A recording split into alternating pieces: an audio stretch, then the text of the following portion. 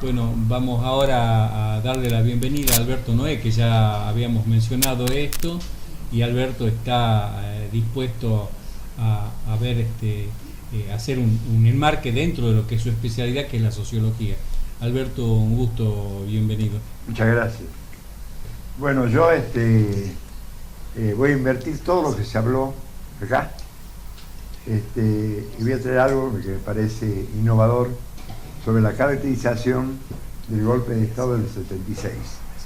En primer lugar, voy a tratar de bajar la cuestión mítica de la teoría de los dos demonios, como se elaboró a partir del advenimiento de la democracia.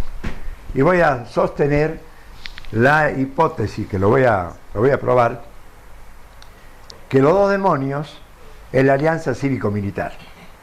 Pero la alianza cívico-militar expresada en dos actores, en las Fuerzas Armadas y en los empresarios.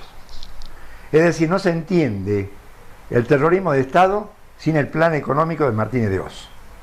De lo que se trata en Argentina es de refundar la sociedad, la economía y el Estado y crear un nuevo tipo de orden social disciplinado para generar un nuevo tipo de dominación, que es la revancha frente al proceso de democratización de la Argentina en el siglo XX, que comienza con Hipólito Yrigoyen, continúa con el peronismo, después Frondizi, etcétera, etcétera, hasta el 76.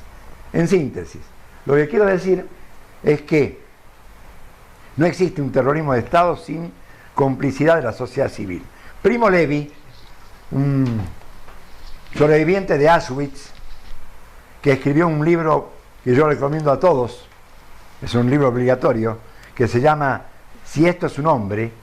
Cuando es liberado Auschwitz, liberado por el ejército rojo, el ejército soviético, le preguntaron a Primo Levi, que era químico, que es un sobreviviente, qué es lo que él sentía.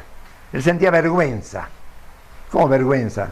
Vergüenza sí, que de la humanidad no hizo nada para evitar la Shoah, que fueron 6 millones en hornos crematorios. En Argentina pasó algo parecido. Es decir, no solamente la alianza militar empresarial, no es casual que el manual que va a instrumentalizar Martínez de Oz es elaborado, un poco lo que decía el amigo acá, elaborado en los años 60, final de los 60, por el señor Juan Alemán, que justamente ahora está acusado de delito de lesa humanidad, donde se establecía lo siguiente: el golpe militar a nivel de lo económico-social tiene los siguientes objetivos.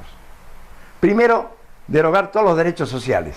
Esto quiere decir que los trabajadores no pueden tener más aguinaldo, no pueden tener más vacaciones, no pueden tener más paritarias, se intervienen los sindicatos, se intervienen la CGT, es decir que todas las conquistas sociales que se habían resueltos en los años virtuosos del capitalismo, como bien lo dijiste vos, del 45 al 75, están totalmente eliminados. Por lo tanto, eso en primer lugar. En segundo lugar, quiero también demostrar que el golpe no se hizo contra la guerrilla. Participé de una mega investigación, para decirlo así, muy grande, porque la cantidad de desaparecidos y secuestrados es más de lo que uno supone. Mucha gente hasta el día de hoy no denunció, por temor y otras cosas. En el Instituto Gino Germani de la Universidad de Buenos Aires se realizó una investigación para establecer el origen social de los desaparecidos en la Argentina. Y nosotros los sociólogos tenemos como una de las fuentes auxiliares la estadística y las matemáticas, ya que aquí también quería profesora de matemáticas. Y la estadística trabaja con números, y los números son testarudos, como decía un viejo profesor que se llamaba Vicente Bafatrasi. Son testarudos. Y los números demostraron que al hacer el origen social de los desaparecidos, el cruzamiento de las variables, origen social, edad y género, nos demostró que más del 60% de los desaparecidos en la Argentina tenían menos de 30 años, eran delegados internos de fábrica y por lo tanto el golpe es contra la clase trabajadora. Primera cuestión, la alianza militar empresarial. Segundo, el golpe contra la clase trabajadora. No es casual que para terminar con el conflicto que había gremial en Argentina, por lo tanto hay que eliminarlo físicamente. El poder económico elabora el plan y el ejército ejecuta el plan de eliminación física de todo esto. Esto es lo nuevo. Los dos demonios no es la guerrilla y la Fuerza Armada. Los demonios son los empresarios que quieren implementarlo, como bien lo decías ahí. Los gérmenes del plan neoliberal. No es casual que Cavallo participa en el equipo económico y José Alfredo Martínez de Oz está en la Escuela de Chicago. No es casual. Y en tercer lugar quiero decir que esto que aparece como origen social de los desaparecidos en la Argentina en el 76, casi yo diría un 70%. ¿Quiénes son los 30%? Son profesionales, son periodistas, son empleados, sectores medios que estaban ligados a los sectores obreros. Pero ¿por qué se da este fenómeno único en la Argentina de tamaña violencia física de exterminación que se da en los años 70 con el golpe del 76? Esto lo explicamos en la investigación, la tercera hipótesis, que es que en el año 75, si yo tomo como año base 1900 y como año terminal 1975, y analizamos los conflictos sindicales que tienen que ver con los conflictos de clase social, vamos a encontrar que el año 75 es el año que registra la mayor cantidad de conflictos gremiales en todo el periodo del siglo XX. Es decir, cuatro conflictos gremiales por día, con esta diferencia, con ocupación de fábrica y con delegados internos por encima del Estado y por encima de lo que se le llama la burocracia sindical. Los sindicatos no podían contener, se había creado en Argentina y mucha gente no la vio. Es decir, un grado de amenaza al poder establecido, de tal punto que si hay 4 conflictos gremiales por día, el Estado tiene que dar cuenta de esto, no da cuenta. Y aquí aplico la cuarta hipótesis, la teoría del empate social. El empate social significa que hay un empate entre una fuerza social que es la clase trabajadora, la clase obrera, y otra fuerza social que son los empresarios, es decir, la burguesía, y alguien tiene que desempatar. Quien desempata son las Fuerzas Armadas.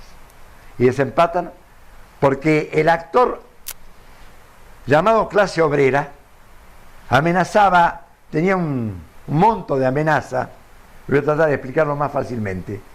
Si el actor clase obrera amenaza con una carga de 300, por ejemplo, para dar un dato numérico, y pierde el combate, estoy aplicando ahora la teoría de Guillermo Donel acá, la teoría de la amenaza.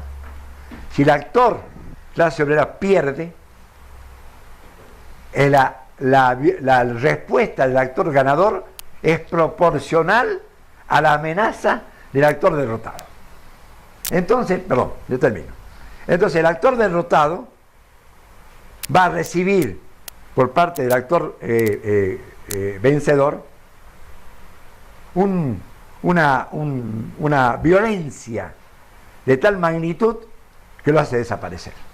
El objetivo fundamental entonces es, hacerlo en síntesis, desaparecer las fábricas del horizonte social y económico de la Argentina, porque la fábrica es el escenario del conflicto de clase. La fábrica que viene de la época de la sustitución de importaciones y que fue con el primer peronismo, y vamos a tratar también de decir las cosas por su nombre, el Estado peronista sustituye a la inexistente burguesía nacional. Es el Estado a través de las empresas públicas que va a tratar de sustituir lo que sería la burguesía nacional. Después surge la burguesía nacional. Pero el Estado peronista va a profundizar la industrialización sustitutiva.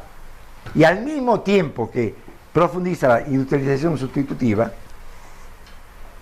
el estado de bienestar, el estado que se va a generar en los años 45 hasta el 52, le va a entregar a la clase obrera la ciudadanía, lo transforma en ciudadano.